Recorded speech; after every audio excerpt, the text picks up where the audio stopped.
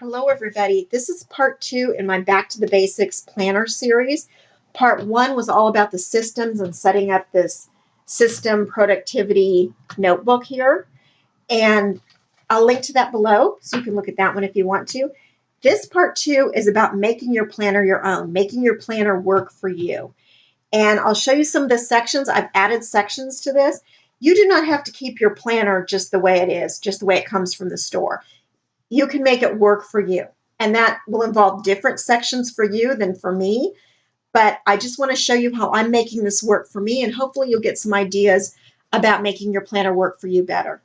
So I have a lot in this productivity thing. I have my workflow, I have my inbox, my priorities, notes on books I'm reading, and goals. They're all in here. So I did not need to add those to my Big Happy Planner.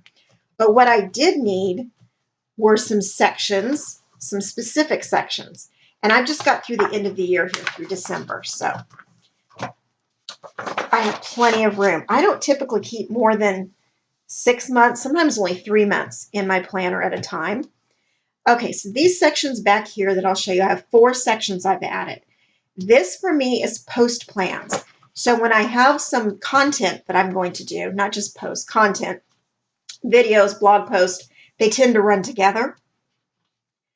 I can map them all out. And I just made this for myself. Put the title, the category, when I'm going to publish it, the points that I want to cover, the things I need to do. Take pictures, create the thumbnail, add links and description. I should be sharing to social media, and I'm so bad about that. I really need to get better about it. And then any notes down here on how it might have done.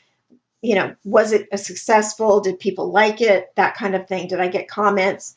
So that's there. And then this is the Back to the Basics 2.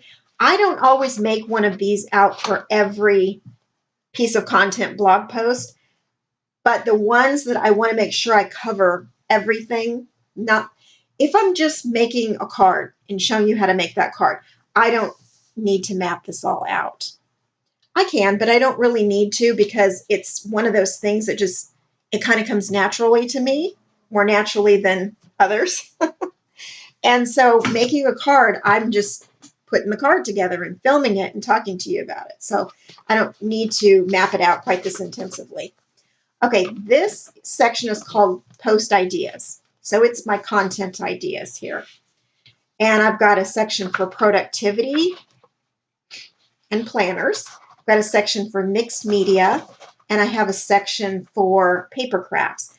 Those are my 3 main topics that I want to cover on my blog, YouTube, all my social media. Those are the main things I want to do. So I split them up. And sometimes I come up with ideas on the fly and I'm like, I need to do that right now. And I do.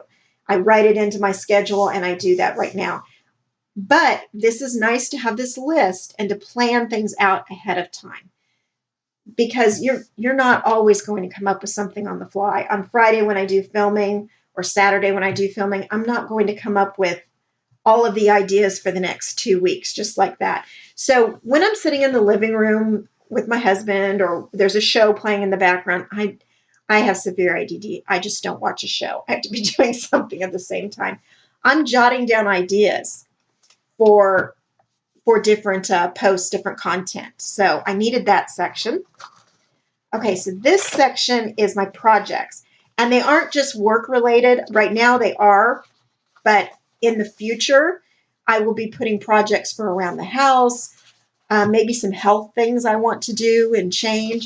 And so these will be all the different projects that I'm currently working on. And these are Mambi sheets. So I made the one printable, the first printable with the post planner. And then these are Mambi sheets. These are Mambi sheets. And I've got some more in the back. So my 4th section is a section where I'm going to take notes on different classes and trainings I'm doing right now. So I've gotten a coach, and we're going to be starting soon. I just have had my first call with him. We're going to be starting soon. And so this is what the coaching will be. I already have one assignment, and so I'm going to write my assignments, notes, that kind of thing, and I've given myself, as much room as it needs. I don't know how much I'll need, but I have plenty here. So those are the purple sheets. The green ones I'm using for the Startup Society that I joined. And it is training that's online. She has a Facebook group. She has calls every week. She just does a lot of different things. And she has all these modules that you kind of work through. And she's a big YouTuber. And she also has a blog, but mostly YouTube is what she does. And I need to start back at the beginning of the modules and work through them better because I didn't take notes. I didn't say, oh, this is what I'm supposed to be doing. I was so caught up in this product launch that I let this slip, and it really is a good program. So I really need to get back to it. So this is where I'll take all the notes and work out my takeaways and what I need to do from that class, from that training. So I'm really liking this so far. I've got the sections in it that I need, and it's working for me. As I go along, I may even add more sections. If there's something that I feel is a gap and I need some place to write things down, you know I'm a paper and pen gal. I cannot do things digitally. It just doesn't, except for alarms, it just doesn't work for me. I need to be able to write it down, and it helps me remember to write it down.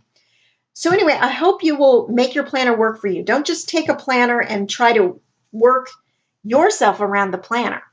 Don't try to say, oh, okay, this goes like this, and I have to put this here because that's what it says. Don't do that. You make it work for you. You're not going to be productive, and you're not going to enjoy your planner, which I do enjoy my planners, if you're not making the system work for you and building it around your needs, not just taking the package the way it looks when you first purchase it. Thank you so much, everybody, for watching. Next week, I'll have part 3, and happy planning, everybody.